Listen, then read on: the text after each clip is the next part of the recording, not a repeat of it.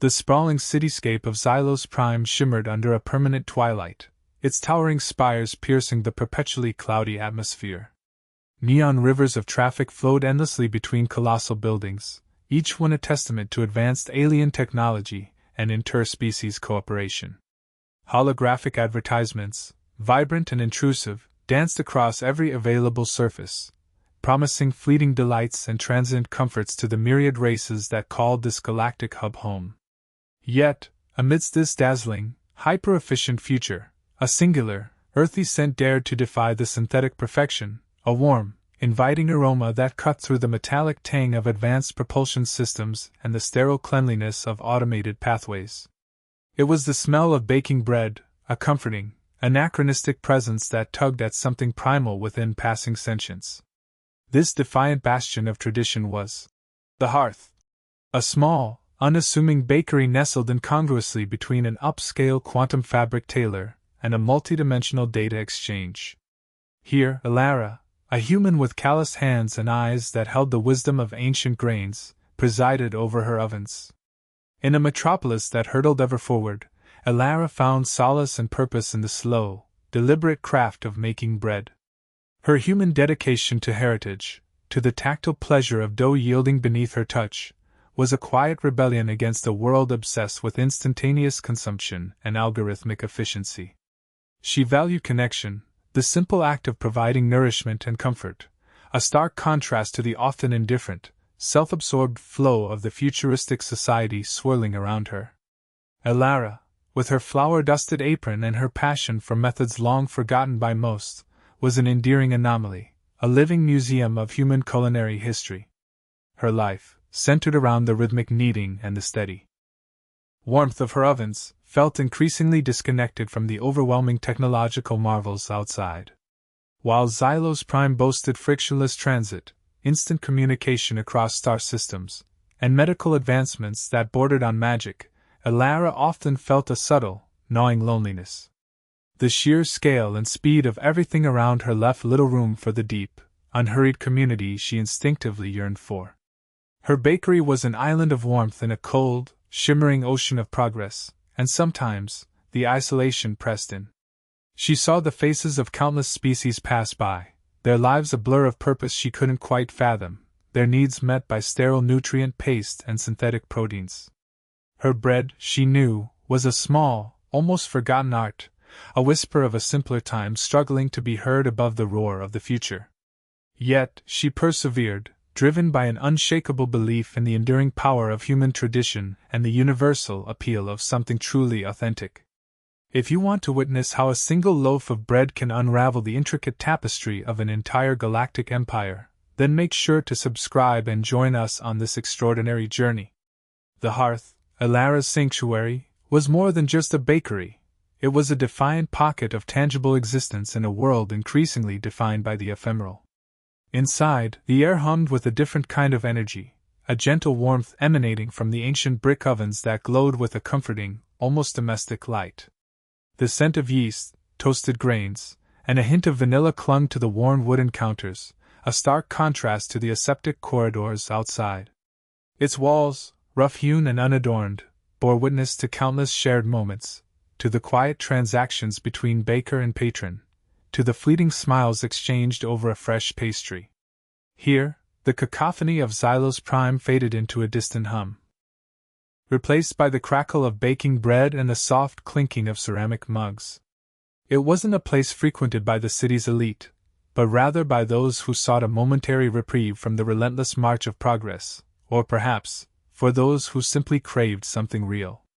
Species from across the galaxy, their forms ranging from multi-limbed engineers to shimmering energy beings, would occasionally venture in. They were drawn by an inexplicable curiosity, a desire to taste something authentic, in a universe saturated with artificial replicas. Elara often watched them, fascinated by their varied reactions to her simple human fare, a secret delight blossoming within her as their alien senses grappled with the complex, comforting flavors of her craft. Among these occasional visitors, Elara began to notice a particularly small, cloaked figure. It was a child, she presumed, though its species was entirely unknown to her. The creature was always shrouded in a dark, simple cloak that swallowed its form, obscuring all but the most fleeting glimpse of its face. It never entered the hearth, never even approached the counter. Instead, it would linger across the bustling thoroughfare, a silent shadow against the vivid backdrop of Xylos Prime.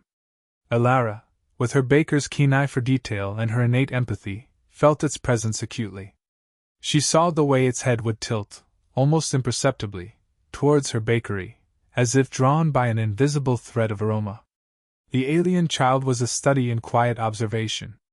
It possessed an unnerving stillness for one so young, its gaze steady and intense, always fixed on the hearth. Elara would catch glimpses of its eyes, large and dark, holding an ancient, wistful hunger that went beyond mere physical want.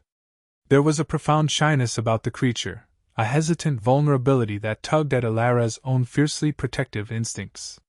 It never made a sound, never gestured, never begged overtly for anything. It simply watched, a small, desolate presence amidst the overwhelming grandeur of the city.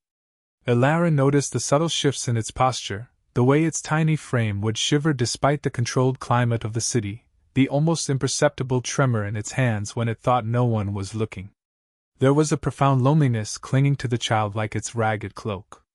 Day after day, the pattern repeated.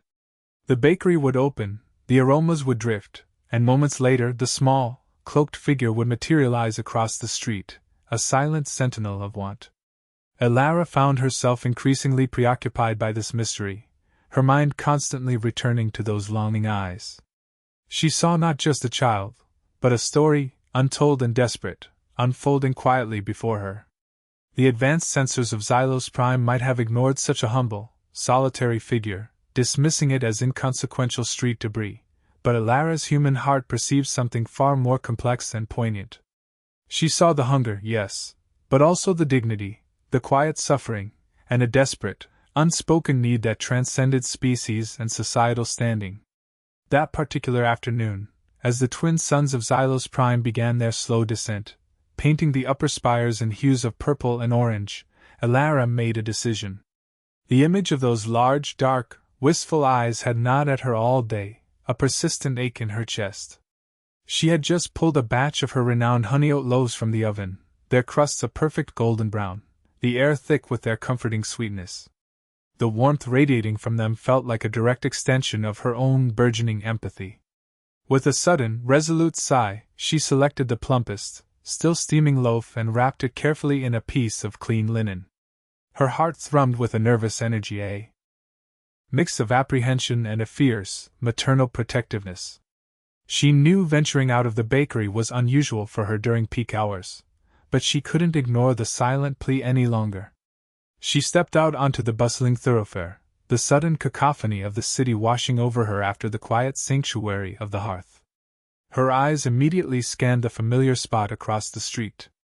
There it was, the small, cloaked figure, a dark smudge against the riotous colors of the holographic advertisements. The child seemed even smaller today, hunched slightly, its gaze still fixed on her bakery, a silent, unwavering vigil. Elara walked slowly, deliberately, navigating the throngs of multi-species pedestrians, her gaze fixed on the child. As she approached, the alien girl seemed to sense her presence, its head snapping up, its large eyes widening in surprise, perhaps even fear, as Elara crossed the invisible barrier that had always separated them. Elara knelt down, her flour-dusted apron brushing against the cold pavement. She offered the warm loaf, extending it gently, a soft smile on her face. There were no words, no grand pronouncements, just a simple, unspoken gesture of kindness. The child stared at the bread, then at Elara's outstretched hand, then back at the bread, a profound mixture of bewilderment and hesitant hope flickering in its expressive eyes. Its small, clawed hand, delicate and trembling, reached out slowly, incredibly slowly, as if unsure if this offering was real, or merely another cruel illusion of its hunger-addled mind. When its fingers finally brushed against the warm linen, a jolt seemed to pass between them. The child clutched the loaf tightly, pulling it close, its gaze still locked on Elara's face, searching, questioning. Then, with an almost imperceptible nod, a gesture of thanks so subtle it could have been missed by anyone less observant than Elara, The child lowered its head slightly and retreated to its usual spot. Elara watched it go, a strange sense of accomplishment and concern warring within her. The alien child unwrapped the bread with a reverence that Elara found deeply moving. It broke off a small piece, bringing it slowly to its mouth. The first bite was tentative, almost exploratory, but then its eyes closed briefly, a shudder passing through its tiny frame. It ate methodically, savoring every crumb, every texture, every hint of flavor, as if each mouthful was an irreplaceable treasure. Elara witnessed the transformation in that moment. The rigid posture softened, the tension in its shoulders eased, and for a fleeting second, a flicker of pure, unadulterated joy crossed its face. A silent connection formed between them, transcending the vast gulf of species, language, and societal standing. It was a bond forged in the crucible of shared humanity, the simple act of giving, the profound act of receiving. Elara felt tears prickling at the corners of her eyes, a deep emotional ache that was both sorrowful and profoundly fulfilling. As the child devoured the bread, her mind raced with questions, a thousand anxieties blooming for this solitary creature. Who was this child? Why was it alone on the opulent, yet often cruel, streets of Xylos Prime's wealthiest district? A child of such evident sensitivity and intelligence, yet seemingly abandoned, forced to observe the world from its cold, distant periphery. The city was a beacon of intergalactic commerce and influence, filled with the progeny of diplomats and industrialists. Why was this little one reduced to watching a bakery with such desperate hunger? Her human heart ached with a fierce curiosity and an overwhelming desire to understand, and perhaps to help. The alien girl began to appear daily, a quiet fixture near Elara's bakery. The hearth. She didn't beg, not with words or gestures, but her presence itself was a silent, powerful plea. Elara, her heart now inextricably linked to the small, cloaked figure, responded without fail. Each morning, as the first golden rays of Xylos Prime's twin suns pierced the perpetual twilight, Elara would set aside a freshly baked loaf, or perhaps a warm, sweet pastry, just for her. It became a silent ritual, a delicate dance of empathy and acceptance. Elara would catch the girl's hungry gaze from across the street, offer a gentle smile, and then, after a brief, almost imperceptible nod from the child, she would place the offering on the small, designated ledge just outside the bakery door. The girl would wait until she thought Elara was occupied, then swiftly, like a shadow, she would retrieve her daily sustenance and disappear into the bustling currents of the city, only to reappear the next day. This quiet routine became the anchor of Elara's mornings, a small, deeply personal act of defiance against the indifference of the vast metropolis. Elara thought little of the whispers that occasionally drifted into her bakery from the interspecies news feeds playing on a small, wall-mounted display. Rumors of a missing royal child, a princess from a distant, powerful empire, had been circulating for weeks. Such stories were common in a city as cosmopolitan and politically charged as Xylos Prime. These missing person alerts, often accompanied by blurry holographic images of regal-looking aliens, rarely held Elara's attention for long. Her world was confined to the comforting rhythm of flour, water, and yeast, and the silent, compelling needs of the little girl across the street. She would nod vaguely at customers discussing the Emperor's increasingly desperate search, her mind already drifting to the texture of a new dough, or the precise temperature for a perfect crust. The plight of galactic royalty felt distant, abstract, and utterly disconnected from her humble existence. Yet, as days turned into weeks, Elara's concern for the alien girl deepened, evolving from simple empathy into a gnawing worry. The child, despite the daily bread, seemed perpetually fragile, her small frame growing no less thin beneath the heavy cloak. Elara noticed subtle signs of hardship that transcended mere hunger. There were days when the child shuffled rather than walked, her eyes holding an exhaustion that was too profound for one so young. Other times, Elara would see her shiver uncontrollably, even on days when the city's controlled climate was temperate. The girl's vulnerability struck Elara with a force that surprised her. She yearned to do more, to offer shelter, warmth, perhaps even a chance to speak. But the child remained elusive, her shyness an impenetrable barrier. Elara noticed the way the girl would sometimes flinch at sudden loud noises, or how she would instantly melt into the shadows if a passing patrol vehicle lingered too long. There was an unspoken fear in her posture, a constant readiness to vanish, to hide. This wasn't merely the shyness of an introverted child. It was the guardedness of someone who had learned to survive by being invisible. Elara's maternal instincts, long dormant, began to stir, growing stronger with each passing day. She started leaving out small, insulated containers of warm broth, or a cup of hot, sweetened tea, hoping to provide more than just solid food. The girl always took them, but the silent, wary distance remained. The contrast between the child's desperate existence and the gleaming opulence of Xylos Prime became an ever-present ache in Elara's heart. This city, a beacon of advanced civilization, allowed such a tender life to drift at its margins, seemingly unnoticed by all but a solitary human baker. Elara found herself spending increasing amounts of time gazing out her window, not at the vibrant holograms or the swift-moving vehicles, but at the empty spot across the street, waiting for her small, silent friend to appear. A sense of unease started to settle over her, a premonition that this quiet ritual of bread and silent gratitude was teetering on the edge of something far larger, far more dangerous, than she could possibly imagine. Her growing concern wasn't just for the girl's physical well-being, but for her profound, unspoken loneliness, a loneliness that seemed to mirror the subtle disconnect Elara herself often felt in this bustling, indifferent future. The little girl, despite her alien nature, had become a quiet focal point in Elara's life, a fragile testament to the enduring power of human compassion. The little girl, despite her alien nature, had become a quiet focal point in Elara's life, a fragile testament to the enduring power of human compassion.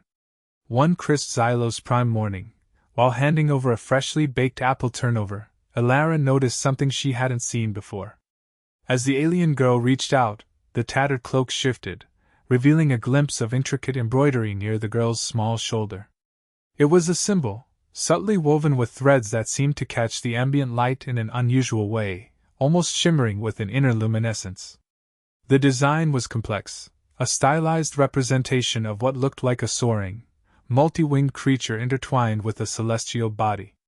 It was ancient, unmistakably so, and possessed a regal elegance that seemed utterly out of place on such a humble garment. Elara felt a prickle of recognition, a faint stirring of memory, as if she had seen it in some long-forgotten history holovid or perhaps in the dusty archives of an old museum.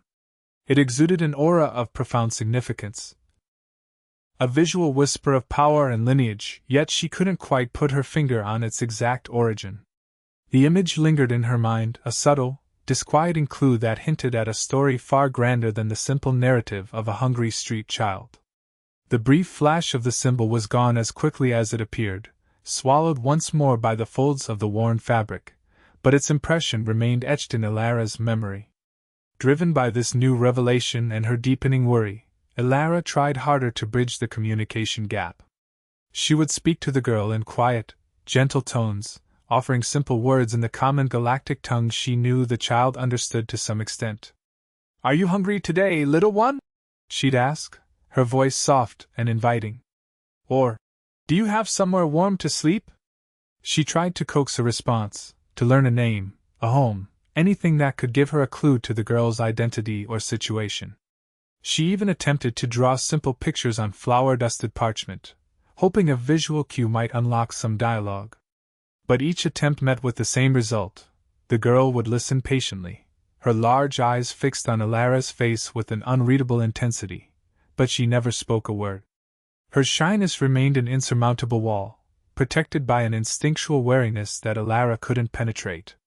The most she would offer was a slight tilt of her head, a soft sigh, or the barest tremor of her small hands before melting back into the shadows. The language barrier was immense, but Elara suspected it was more than just words that kept the child silent.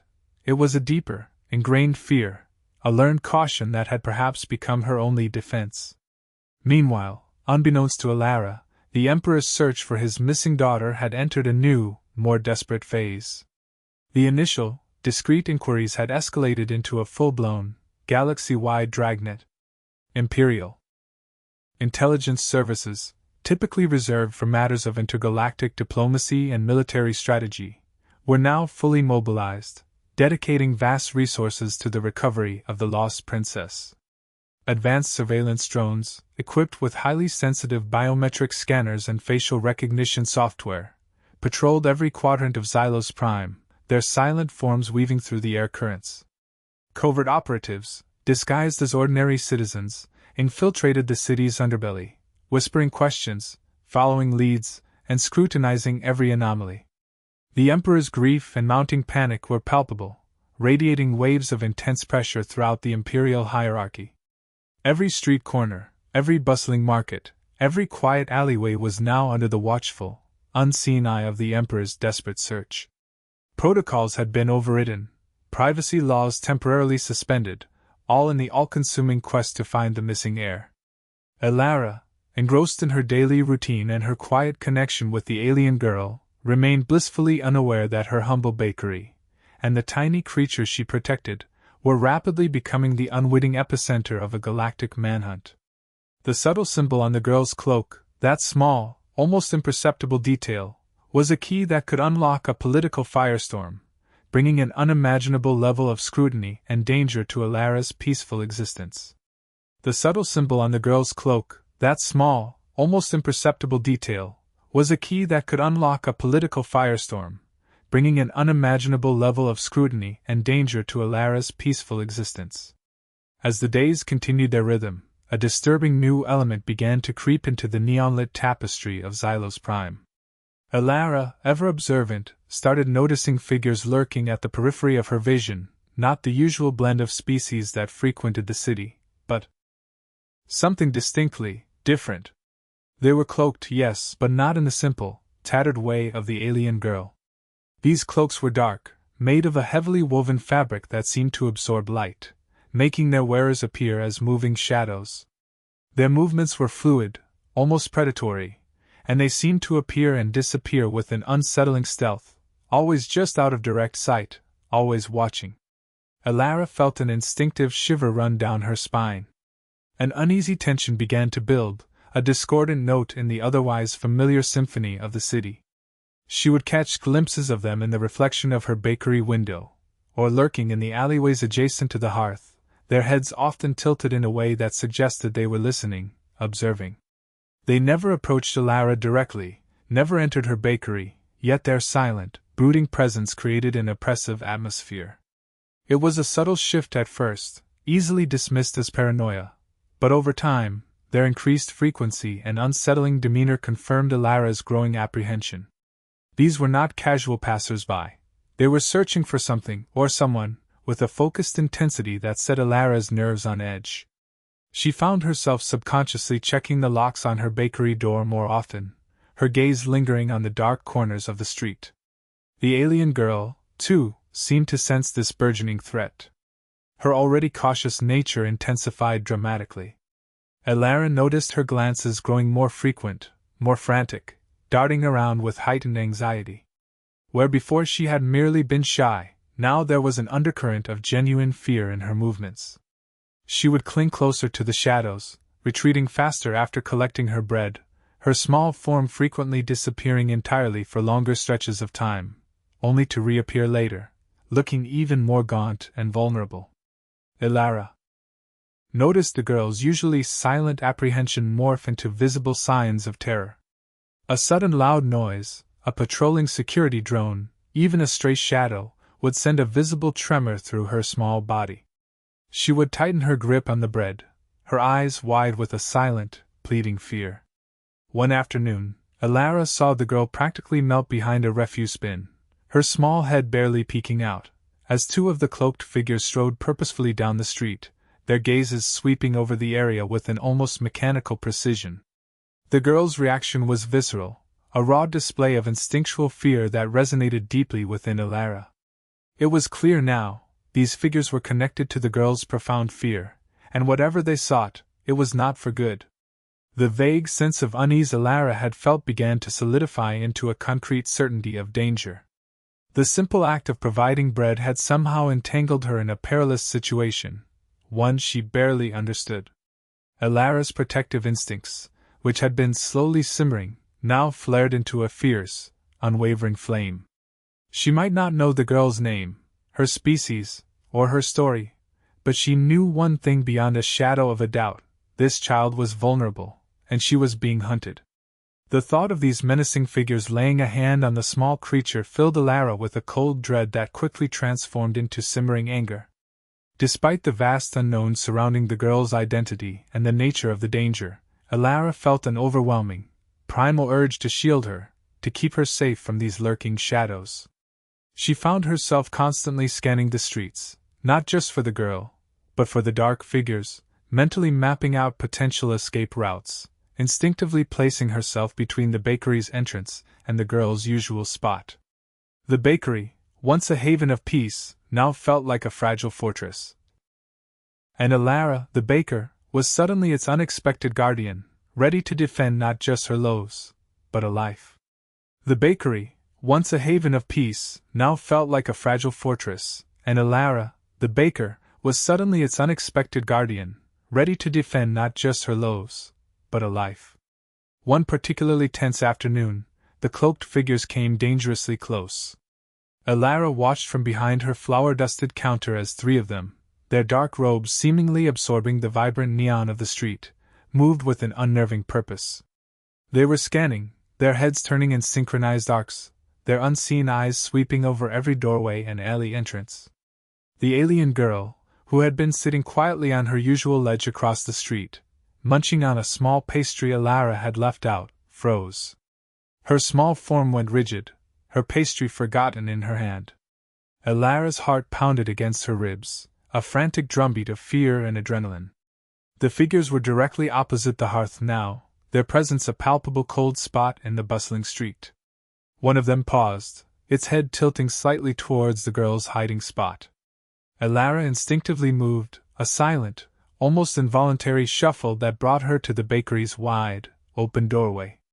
Her posture wasn't aggressive, merely a silent, imposing block, her body language subtly conveying a sense of territoriality.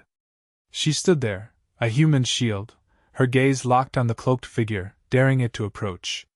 The figure hesitated, its gaze lingering for a fraction of a second on Alara, then on the hidden girl. A flicker of something, annoyance? Calculation? Crossed its shrouded face. Then, as if deciding the risk outweighed the reward, or perhaps simply unaware of their target's precise proximity, the figures passed by, their silent tread carrying them further down the street, eventually dissolving into the endless flow of pedestrians. Alara let out a breath she hadn't realized she was holding. The air in her lungs felt thin, scraped raw. Her hands, usually so steady with dough, trembled slightly. Across the street, the alien girl slowly, cautiously emerged from her frozen state, her large eyes fixed on Alara with an intensity Alara had never seen before.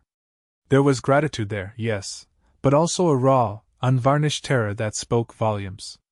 The incident, the near miss, solidified Alara's growing suspicions into a chilling certainty. This wasn't merely a shy, hungry child. This was someone being actively hunted, and Alara's simple acts of kindness had unwittingly placed them both squarely in the path of an unknown, yet clearly dangerous, peril. She retreated back into the comforting confines of her bakery, her mind racing. The image of the cloaked figures, their predatory movements, the girl's absolute terror, all spun together with the subtle, intricate symbol she had glimpsed on the girl's cloak. That symbol. Where had she seen it? The memory, nagging at the edges of her consciousness for days, now surged forward with startling clarity. An ancient history holovid, one she'd watched late one quiet night, detailing the lineage and heraldry of the ruling families of the Tarian Empire. The symbol was unmistakable, the imperial crest, rarely seen outside of official regalia, belonging to the emperor's direct line. A seed of doubt, cold and sharp, sprouted in Alara's mind, quickly blossoming into a terrifying realization. The missing royal child, the whispers in the city, the emperor's desperate search. It all began to coalesce, connecting the seemingly disparate threads into a single, shocking tapestry. Could it be? Could this small, silent, terrified creature, huddled across from her bakery, Be the very princess the entire galaxy was searching for? The thought was absurd, fantastical, yet every piece of evidence, every instinct screamed that it was true. A human baker, in a humble establishment, harboring the lost heir to a galactic empire. The sheer improbability of it was staggering, but Alara's heart, always attuned to the unspoken truths, knew. This wasn't just about feeding a hungry child anymore. This was about something infinitely larger, something that could shatter her peaceful existence, or worse, put both their lives in unimaginable jeopardy. The warmth of her oven suddenly felt cold, the familiar comfort of her bakery now tinged with a chilling premonition of danger. The warmth of her oven suddenly felt cold, the familiar comfort of her bakery now tinged with a chilling premonition of danger. Alara's instincts, honed by years of quietly observing the undercurrents of the city, screamed at her. She barely had time to process the terrifying implications of the imperial crest when the situation escalated beyond anything she could have imagined. Out of the shadows of a nearby alley, one of the cloaked figures, bolder or perhaps more desperate than the others, lunged. It moved with a speed that defied its bulky appearance, a dark blur heading straight for the alien girl. The child, still perched on her ledge, let out a small, choke sound, the first sound Alara had ever heard her utter, a tiny whimper of pure, unadulterated fear. Time seemed to slow. Alara didn't think, she reacted. A primal surge of protective fury coursed through her veins, overriding all sense of self-preservation. She grabbed the nearest, heaviest object within reach, a sturdy, well-used wooden rolling pin, still dusted with flour. With a guttural cry that surprised even herself, she launched herself out of the bakery door, planting herself squarely between the snarling figure and the terrified child. The cloaked attacker, clearly not expecting resistance, paused for a critical second. That second was all Alara needed. Wielding the rolling pin like a seasoned warrior, she swung. It wasn't elegant, but it was effective. The heavy wood connected with a sickening thud against the attacker's shoulder, eliciting a grunt of pain and sending the figure stumbling backward. The cloaked assailant regained balance quickly, its unseen face radiating menace, its hand already going to a concealed weapon at its waist. But Alara wasn't done. She had spent years navigating the tight, intricate spaces of her bakery, knowing every nook and cranny, every rickety shelf, every loose floorboard. She was a master of her domain. "Run!" Alara screamed, her voice hoarse, her eyes locked on the attacker. The alien girl, shocked into momentary paralysis by the sudden violence, seemed to finally grasp the danger.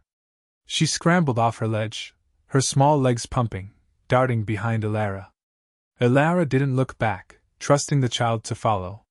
She knew the city's underbelly almost as well as her bakery. Every delivery route, every hidden shortcut, every forgotten access tunnel, these were her secret weapons. Moving with an agility that belied her age and profession, Alara began a desperate dance of evasion. She grabbed a bag of day-old bread, flinging it squarely at the attacker's head, momentarily blinding it. Then she kicked over a precarious stack of empty crates, creating a clattering cascade that further obstructed the assailant's path. She didn't run heedlessly. Instead, she weaved, using the chaotic, ever-changing environment of the bustling futuristic marketplace to her advantage. A sudden turn into a narrow service alley, a quick duck under a low-hanging projection, a swift push through a throng of distracted tourists, each movement was calculated to create maximum disruption and distance. The market, usually a source of annoyance with its constant noise and crowds, became her unwitting accomplice. The attacker, hampered by its cloak and the sheer density of the crowd, struggled to keep pace. Alara led the terrified alien girl not directly away, but back towards her perceived sanctuary, the bakery itself, albeit through a circuitous route. She knew a hidden entrance, a forgotten delivery access that opened directly into the bakery's subterranean storage cellar. It was obscure, rarely used, and perfectly camouflaged by overflowing refuse bins and tangled utility lines. It was a place she had discovered years ago, a relic of a previous building design, perfect for a quick ingress or egress. With one last burst of adrenaline, Alara pulled an old, worn tarp over the alleyway entrance as they slipped inside, the heavy fabric muffling their footsteps and sealing them in darkness. She fumbled for the hidden latch, her fingers trembling, and with a soft click, the heavy metal door swung inwards. She pushed the alien girl through, then squeezed in herself, pulling the door shut behind them with a resounding thud that echoed in the confined space.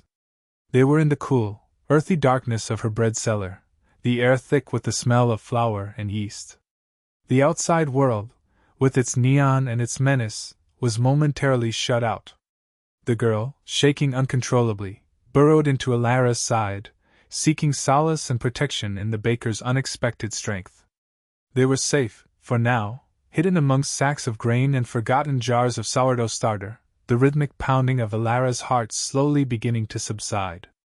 The silence of the cellar, after the frantic chase, was deafening, punctuated only by their ragged breaths and the distant, muffled sounds of the bustling city above.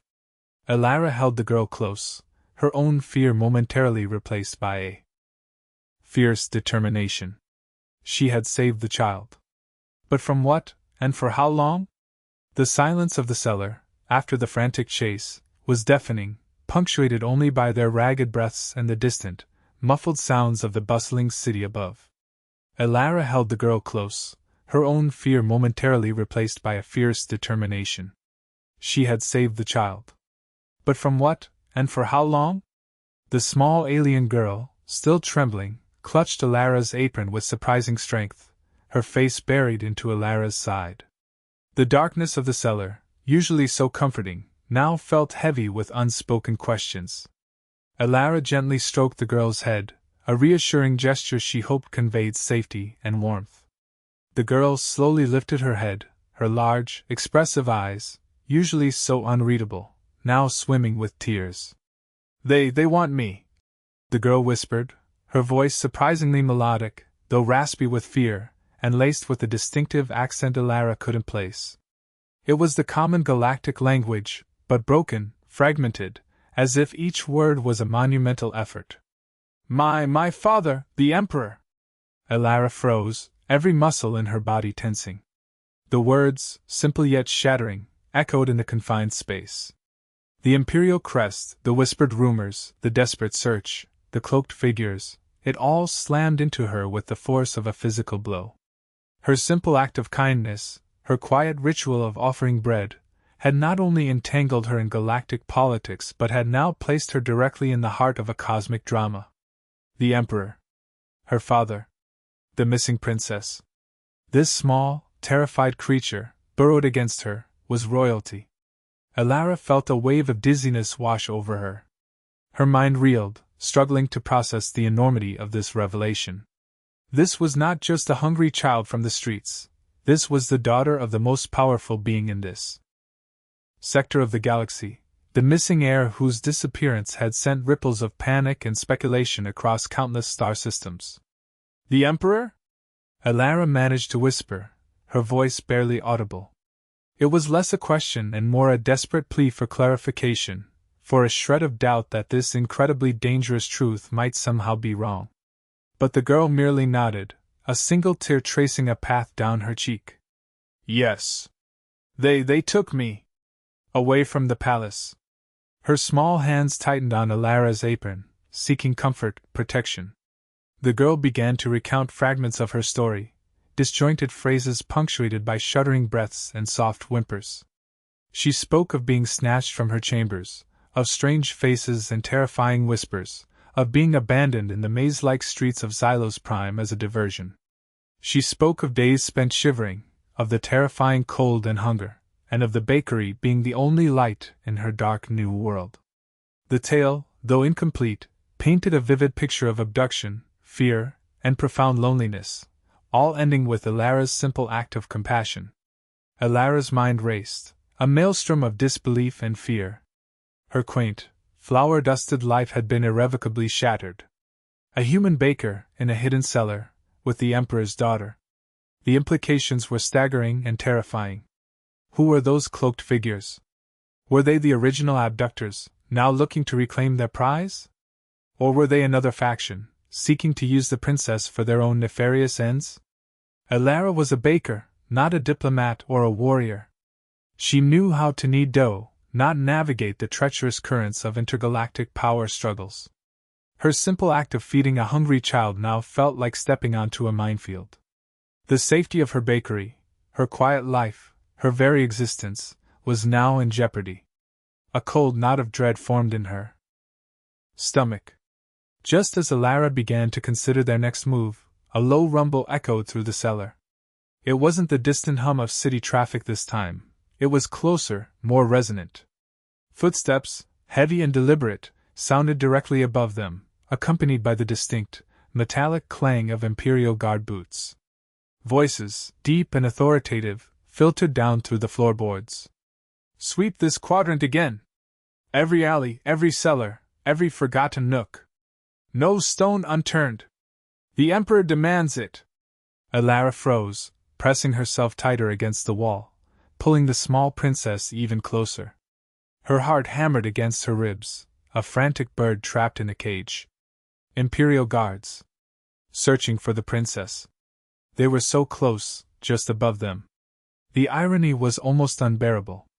The very people who should have found her, who were desperately looking for her, were now narrowly missing their target, merely feet away, thanks to Alara's hastily chosen hiding spot. The fear in the princess's eyes mirrored Alara's own.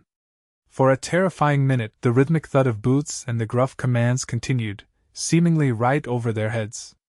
Alara held her breath, willing them to pass, willing them not to notice the subtle scent of warm bread and human fear that must surely be permeating the air. The danger, it seemed, was not just from the shadowy figures, but from the very forces meant to protect the girl. The gravity of her situation solidified. She couldn't just hand the princess over so easily. Trust was a luxury she couldn't afford. The fate of an empire, and a fragile young life, rested in her flour-dusted hands. The gravity of her situation solidified. She couldn't just hand the princess over so easily. Trust was a luxury she couldn't afford. The fate of an empire, and a fragile young life, rested in her flour-dusted hands. As the heavy footsteps of the Imperial guards finally receded, growing fainter until they were entirely gone, a new sound permeated the cellar's damp air. It was a city-wide broadcast, cutting through the usual cacophony of Xylos Prime, amplified by countless public address systems and holographic projectors. The voice, deep and resonant, yet thick with undisguised anguish, was unmistakable, the Emperor himself.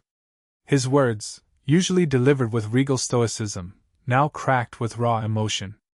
To the citizens of Xylos Prime, and indeed, to all beings across the Terrian dominion, the Emperor began, his voice echoing, filled with a palpable despair that wrung Alara's heart. "My daughter, Princess Lyra, remains missing. Her absence has cast a shadow upon our house and our people. I implore any who have seen her, any who can provide information, to come forward. No reprisal, no question will be too great. Only her safe return matters. A reward beyond measure awaits the one who brings my beloved Lyra home." As the broadcast continued its desperate plea, a holographic image flickered to life on a small, emergency comm unit Alara kept in the cellar. It was a stylized, official portrait of the missing princess. Alara's breath hitched. There, staring back at her from the glowing blue projection, was the alien girl, albeit in regalia, her features undeniably more refined and composed than the tear-stained face currently pressed against Alara's side, but undeniably her. The same large, dark eyes, the distinctive facial markings, the unique set of her small, pointed ears, every detail matched.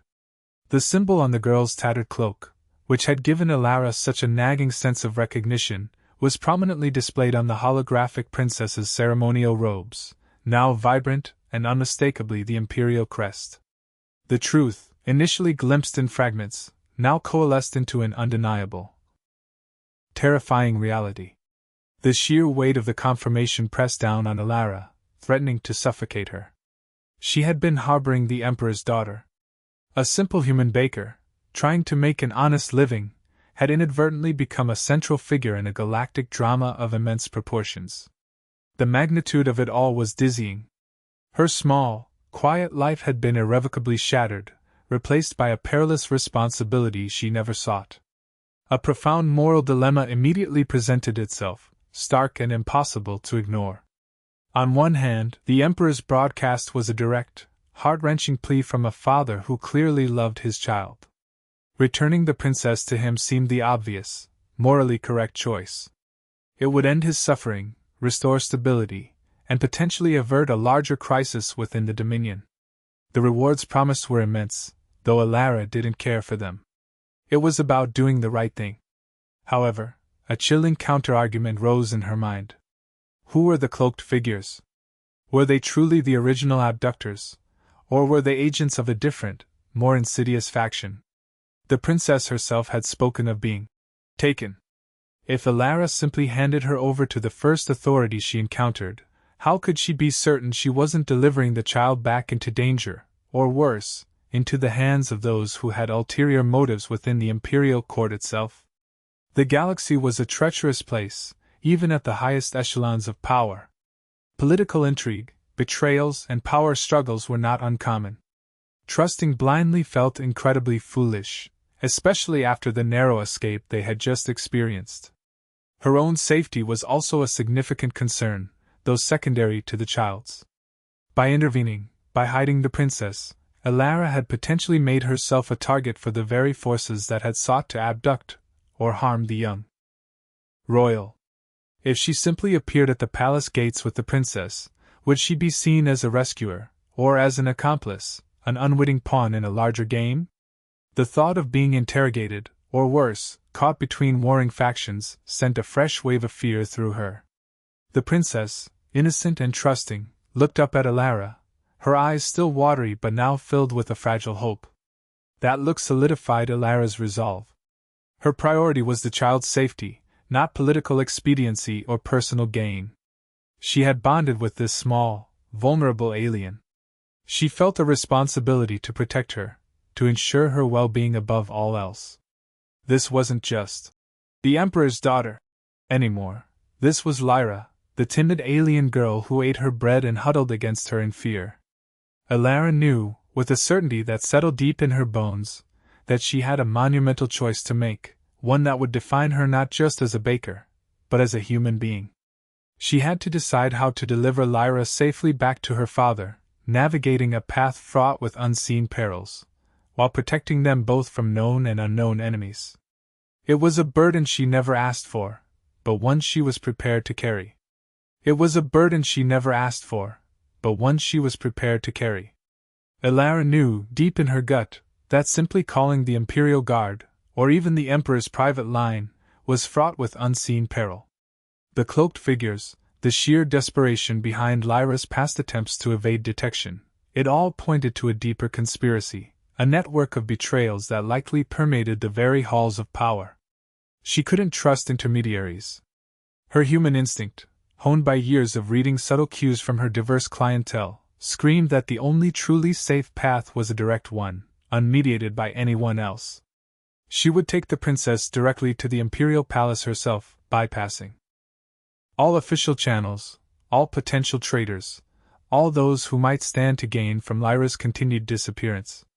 It was a crazy, audacious plan, one that flew in the face of all common sense, but Alara felt a fierce, protective certainty bloom within her. "We go to your father," Alara stated, her voice quiet but firm, her gaze meeting Lyra's. The princess, still trembling slightly, looked up with wide, trusting eyes. "But we go on our terms. No one else can know. We will be ghosts." Thus began their arduous and dangerous journey. Leaving the relative safety of the bakery, Alara led Lyra not through the main thoroughfares, but into the labyrinthine underbelly of Xylos Prime. This was a world few outsiders knew, a subterranean network of forgotten service tunnels, disused cargo conduits, and dimly lit maintenance passages that snaked beneath the gleaming layers of the city proper. It was a world of shadows and echoes, a place where the city's vast, impersonal efficiency gave way to grime, decay, and the occasional scuttling of unseen creatures. Alara, with her baker's pragmatic knowledge of supply routes and back alleys, navigated these treacherous paths with surprising confidence. She moved with a purpose born of desperation, her senses heightened, every shadow a potential threat, every distant hum a possible Imperial patrol. They avoided the brightly lit, heavily surveilled public transport systems, opting instead for long, silent treks through ventilation shafts, their footsteps muffled by layers of dust and forgotten debris. They squeezed through narrow access hatches, their bodies scraping against cold metal, and clambered over piles of discarded machinery that loomed like monstrous, inanimate guardians in the gloom. The air was thick with the scent of recycled air, ozone, and the faint, unsettling smell of decaying organic matter. They ate the last of Elara's bread and some nutrient paste she had hastily grabbed from her emergency rations, washed down with communal hydrator water that tasted vaguely metallic. Lyra, despite her royal upbringing, followed Elara without complaint. Her initial fear had been replaced by a profound, unwavering trust. She was entirely dependent on Elara, clinging to her hand or the back of her apron as they moved through the darkness. The little princess, once guarded and wary, now leaned into Elara's touch, accepting the human baker's leadership completely. She didn't question Elara's choices, didn't protest the uncomfortable silence or the cramped spaces. Her small, delicate hands, which Elara now knew were accustomed to palace silks and gentle caresses, held onto Elara's calloused palm with an almost fierce grip, a silent testament to her implicit faith. Elara found herself constantly checking on the girl, pausing to offer a reassuring squeeze of the hand, a quiet word of encouragement. They became a unit, two disparate beings bound by a shared secret and a common, perilous goal. Elara, the unexpected guardian, and Lyra, the trusting ward, navigated the treacherous, hidden pathways of Xylos Prime, a silent ballet of evasion and survival.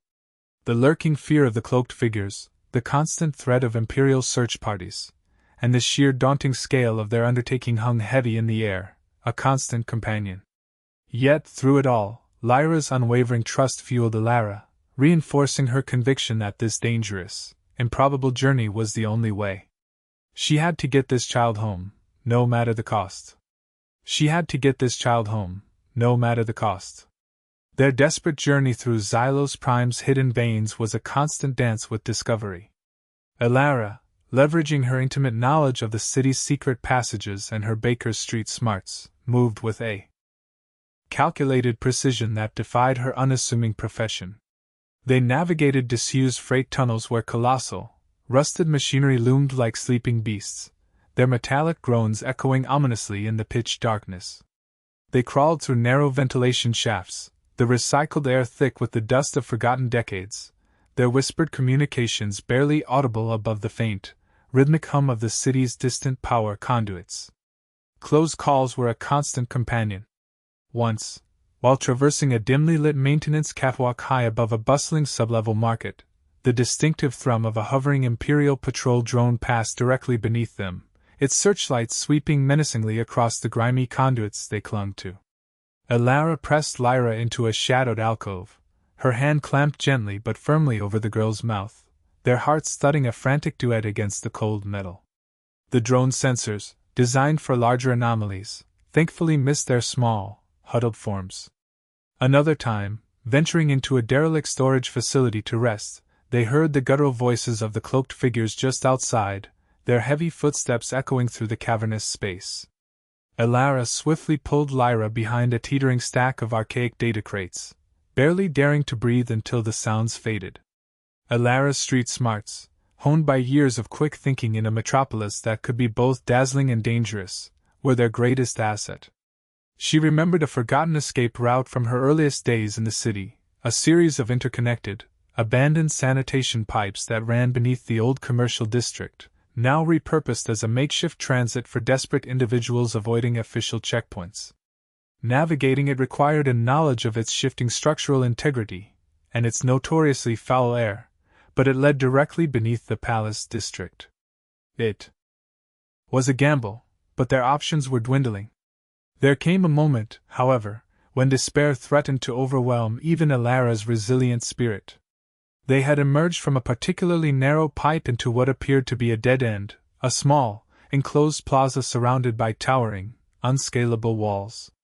Above, the sky glowed with the familiar, artificial twilight of Xylos Prime, but here, in this forgotten pocket, it felt like a prison.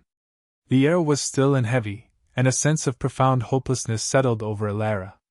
She could feel Lyra's small hand tremble in hers, and the princess's usually resilient silence was broken by a soft, almost imperceptible whimper. They were cornered. Trapped. Elara's mind raced, desperate for an exit, but every angle led to a wall, every path to an impasse. The exhaustion of the past days, the constant vigilance, the gnawing fear for Lyra's safety, it all converged, threatening to crush her. But Lyra, inspired by Elara's unwavering bravery throughout their perilous journey, surprised them both. Seeing Elara's momentary lapse, the alien princess, usually so timid, pointed a small finger towards a section of the plaza wall, where a faint, almost invisible seam ran vertically. "There," she whispered, her voice still quiet but firm. "There is a release mechanism. My father showed me. A secret passage for emergencies."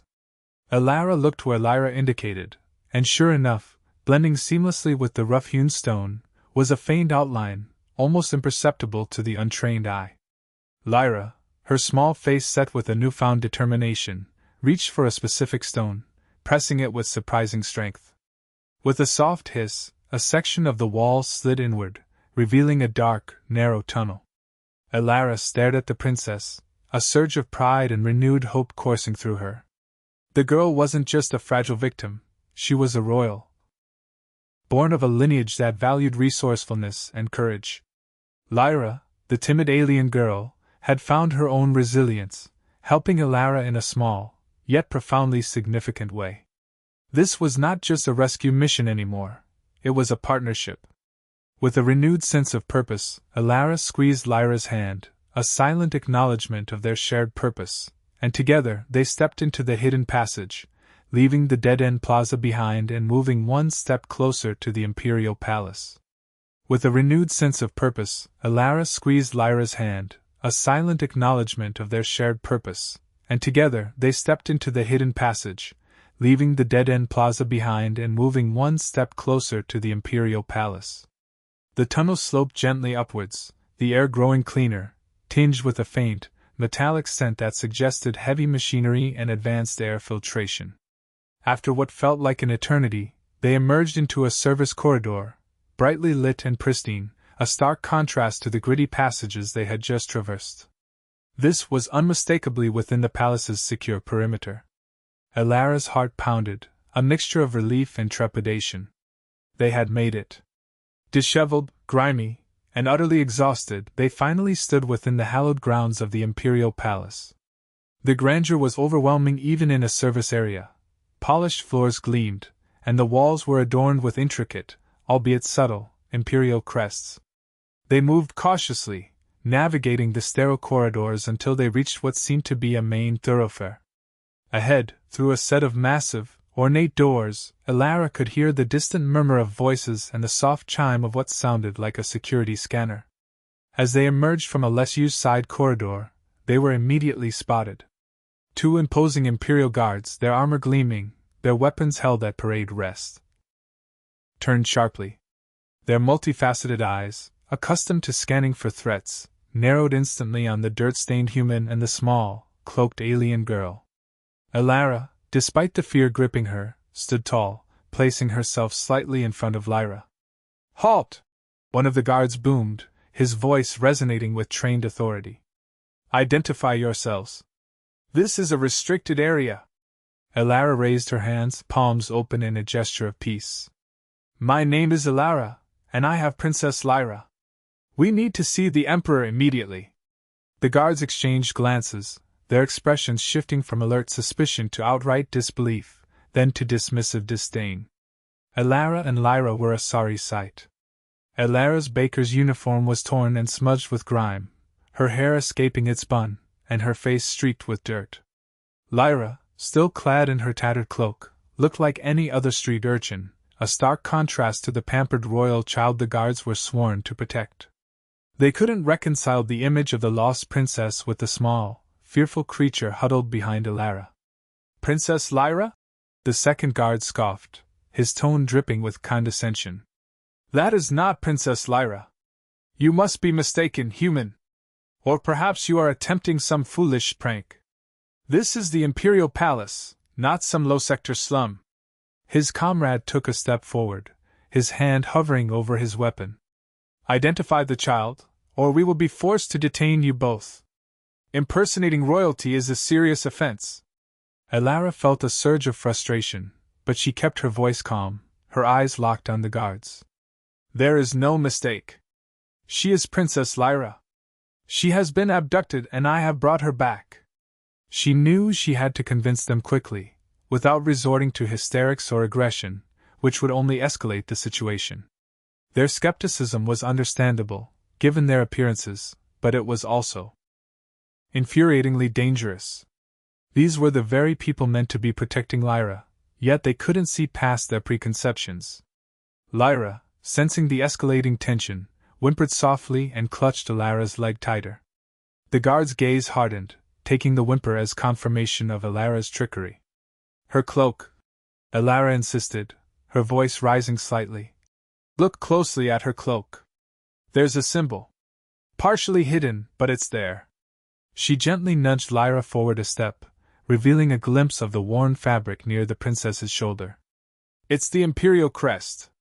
No one else has it. The guards hesitated, their training compelling them to investigate even the most outlandish claims within their jurisdiction. The first guard, with a sigh of exasperation, stepped closer, leaning down to peer at the tattered fabric. His eyes, trained to spot security breaches, suddenly widened. The intricate, almost glowing embroidery, though faded and obscured by dirt, was unmistakable. The multi-winged creature, the celestial body, it was indeed the Imperial crest, woven with an ancient craftsmanship rarely seen. A flicker of doubt, then dawning recognition, crossed his face. By the Emperor's beard! He muttered, straightening up abruptly, his previous dismissiveness vanishing, replaced by a sudden, profound alarm. His partner, seeing the change in his demeanor, also leaned in, his own eyes confirming the impossible truth. The atmosphere in the corridor shifted instantly, from skepticism to urgency, from condescension to utter shock. The Imperial Guards, now fully aware of the gravity of the situation, snapped to attention. Their weapons were still, but their posture was one of immediate, intense readiness. Inform the Emperor immediately! The first guard barked to his comrade, his voice echoing sharply down the pristine corridor. Tell him, Princess! Lyra has been found. A human baker has brought her. His eyes, now filled with a mixture of awe and incredulity, finally met Elara's. You brought her back. The atmosphere in the corridor shifted instantly, from skepticism to urgency, from condescension to utter shock. The Imperial Guards, now fully aware of the gravity of the situation, snapped to attention. Their weapons were still, but their posture was one of immediate, intense readiness. Inform the Emperor immediately. The first guard barked to his comrade, his voice echoing sharply down the pristine corridor. Tell him, Princess Lyra has been found. A human baker has brought her. His eyes, now filled with a mixture of awe and incredulity, finally met Elara's. You brought her back. The second guard, a whirlwind of efficiency, triggered his comms unit, his voice a rapid-fire relay of information, every word imbued with an almost frantic energy. Within moments, the once quiet corridor erupted into a flurry of activity. More guards appeared, their footsteps thundering, their expressions a mix of disbelief and relief. A medical team, already on standby due to the Emperor's prolonged distress, rushed forward, their diagnostic tools buzzing softly. But Elara waved them off gently, keeping Lyra close. The princess, her small face still smudged with dirt but her eyes wide with a dawning hope, clung tightly to Elara's hand. It wasn't long before the thud of heavy, measured footsteps announced the arrival of the Emperor himself. He appeared at the end of the corridor, flanked by his highest-ranking advisors, his regal robes sweeping behind him. His face, etched with weeks of worry and despair, was pale and gaunt. His eyes, usually sharp and authoritative, were sunken and tired. But as he spotted the small, familiar figure clinging to Elara, a gasp escaped his lips, a sound of pure, unadulterated shock and then, an overwhelming, primal relief. Lyra! He cried, his voice breaking, shattering the imperial decorum that usually enveloped him. He moved forward, not with the measured stride of an emperor, but with the desperate haste of a father. His advisors and guards parted respectfully, creating a path. Lyra, seeing her father, let out a small, joyful cry, a sound Alara had never imagined hearing from the usually silent princess. She pulled away from Alara's side and launched herself into her father's arms. The reunion was a deeply emotional spectacle. The emperor knelt, enveloping his daughter in a fierce, protective embrace, his head buried in her small shoulder. Tears streamed down his face, silent at first, then racking sobs that shook his entire frame. Lyra, for her part, clung to him as if she feared he would vanish, her own small body trembling with relief and the residue of weeks of terror. It was a moment of profound, universal connection. A father reclaimed his child, an empire found its heir. Alara watched, a lump forming in her throat, a warm wave of happiness washing over her. All the danger, all the fear, all the grime and discomfort of their journey, melted away in the face of this raw, beautiful reunion. After what felt like an eternity, the emperor finally lifted his head, his face streaked with tears but now radiating an incandescent joy. He held Lyra at arm's length, scanning her, ensuring she was truly there, truly safe. Then, his gaze fell upon Alara, standing quietly a few paces away. He rose, Lyra still clutched firmly in one arm, and approached her, his eyes filled with an overwhelming, almost reverent, gratitude. "Alara," he said, his voice still hoarse with emotion. You brought her back to me. You saved my daughter. How can I ever repay you?" He gestured vaguely, encompassing the immense wealth and power of his empire. "Name your price. Unimaginable riches, titles, lands, a fleet of starships, anything you desire, it is yours. You have earned the eternal gratitude of the Terrian Empire." He spoke with an earnestness that left no doubt about his sincerity. The advisors around him murmured in agreement, their faces reflecting the emperor's profound relief. A human baker, who had quietly toiled in an obscure corner of the city, was now being offered rewards that could reshape her entire life, elevate her beyond her wildest dreams.